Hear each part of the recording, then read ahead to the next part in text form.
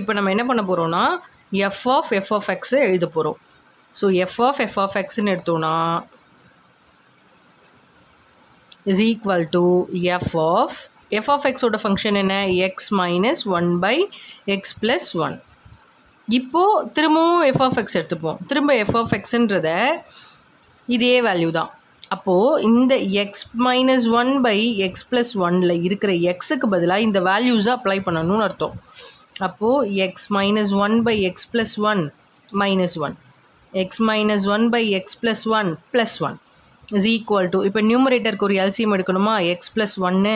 So x minus 1 minus இந்த 1ஓட இதை multiply பண்ண போகிறோம். ஸோ x plus 1 தான் கிடைக்கும்.